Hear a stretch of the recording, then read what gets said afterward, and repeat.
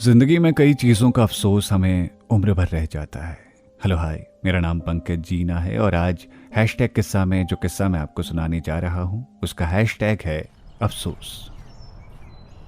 माँ की तबीयत अब पहले जैसी नहीं रही।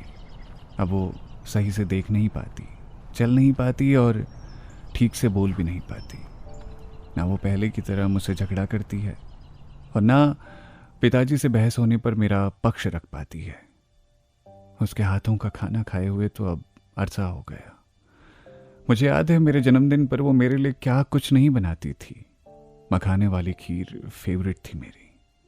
उनके हाथ की कलौंजी से स्वादिष्ट कुछ भी नहीं था, लेकिन अब ऐसा नहीं है। अब वो ज़्यादातर अस्पताल में रहती हैं। मेरी एक पुरानी आदत है सुबह उठने पर उनके कमरे में जाना और एक नज़र दौड़ाकर वापस आकर लेट जाना।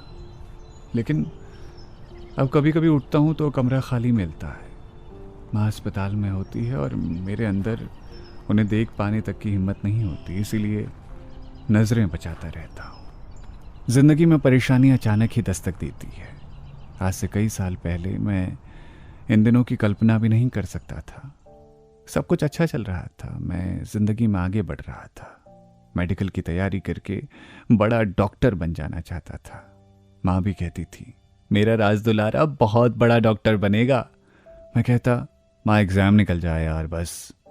माँ कभी कभी मेरे बालों में तेल लगा दिया करती। अभी 3-4 साल पहले तक तो सब सही था।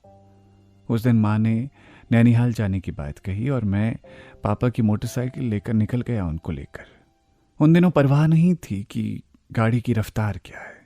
तेज़ रफ्तार में गाड़ी चलाते हुए ऐसा लगता था ये गाड़ी तो खिलौना है। उस दिन भी मेरी रफ्तार तेज़ ही थी। माँ बार बार कह रही थी कि गाड़ी धीमे चला बिट्टू, लेकिन मैं मानने को तैयार ही नहीं था। मैं माँ की बात पर हंसते हुए स्पीड बढ़ाई जा रहा था। अचानक एक मोड़ पर आगे चलती गाड़ी ने अचानक ब्रेक मारे और एक्सीडेंट हो गया। अस्पताल जाकर जब आंखें खुली तो पिताजी सामने थे। पता चला माँ को बहुत चोट आई है और मैं भी 3 दिनों से होश में नहीं था। मुझे माँ से मिलने का मन हुआ, लेकिन मैं मिल नहीं पाया। कुछ दिनों बाद माँ और मैं डिस्चार्ज हो गए, पर उनकी तबीयत ठीक नहीं हुई। अब घर की किसी बहस में माँ को शामिल नहीं किया जाता। अब वो चुराकर पैसे भी जमा नहीं करती और ना मैं ज़रूरत पड़ने पर उनसे कुछ मांग पाता हूँ। पिताजी से पैसे मांगना तो खैर आज तक नहीं आया। मेरे पिताजी जब बहुत भावुक हो जाते हैं तो वो कहते हैं कि मैं और वो नदी के 2 किनारे हैं जो एक पुल से जुड़े हुए हैं, और वो पुल है मेरी माँ। जिस दिन ये पुल नहीं रहा उस दिन किनारे अलग हो जाएंगे और दूर हो जाएंगे। मैं ना चाहते हुए भी बेबस हूँ।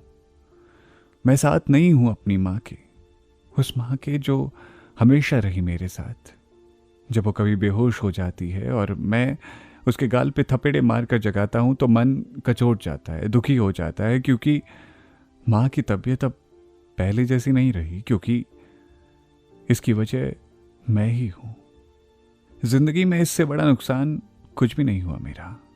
अब मैं अकेले कमरे में बैठकर दरवाज़ा बंद कर लेता हूँ और सुबक सुबक कर रो लेता हूँ, सिर्फ ये सोचकर कि अब माँ के हाथ की खीर शायद ही कभी नसीब हो। क्यों? क्योंकि माँ की तबीयत का जिम्मेदार सिर्फ मैं हूँ और सिर्फ मैं। तो ये था आज का हैशटैग किस्सा, जिसे लिखा था शुभम त्रिपाठी ने। सुनते रहिए रेडियो सिटी। मेरा नाम है पंकज जीना।